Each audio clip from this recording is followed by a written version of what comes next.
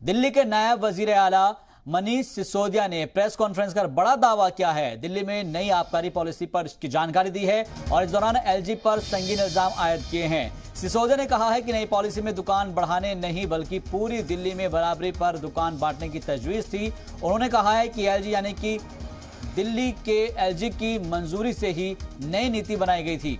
Deputy CM ने कहा है कि सरकार ने एलजी के सुझाव माने थे। मई 2021 में लागू हुई नई आबकारी पॉलिसी से पुराने दुकानदारों को फायदा होता।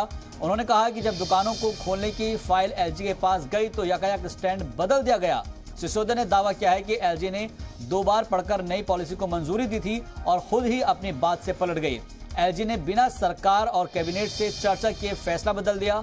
उन्होंने कहा कि फैसला यातायात कैसे बदला गया है इसको लेकर मरकजी जांच एजेंसी यानी कि सीबीआई को जांच करने की सिफारिश उन्होंने की है और कहा है कि अगर एलजी ऑफिस ने फैसला नहीं बदला तो सरकार को हजारों करोड़ रुपए का नुकसान नहीं होता।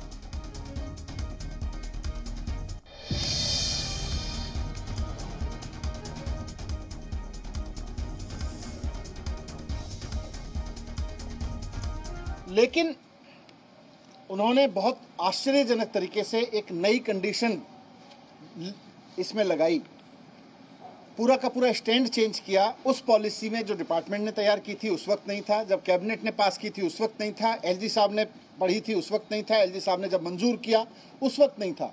अचानक एलजी साहब ने अपना स्टैंड चेंज किया और इस स्टैंड चेंज होने की वजह से दिल्ली में अनऑथराइज एरियाज में दुकानें नहीं खुल पाईं। पुरानी पॉलिसी के तहत जहां पे दुकानें खुल रही थी वहां भी नहीं खुल पाई और उसका नुकसान ये हुआ कि जो नए लाइसेंसीज थे वो कोर्ट में गए और कोर्ट ने ऑर्डर किए कि इनसे जो अनऑथराइज वार्ड्स हैं उनका लाइसेंस फीस न ली जाए, उनको रिबेट दी जाए, उसमें उनको रिलैक्स किया जाए लाइसेंस फीस प्रोरेटा बेस पे, और इसकी वजह से सरकार को हज़ारों करोड़ रुपए का नुकसान हुआ।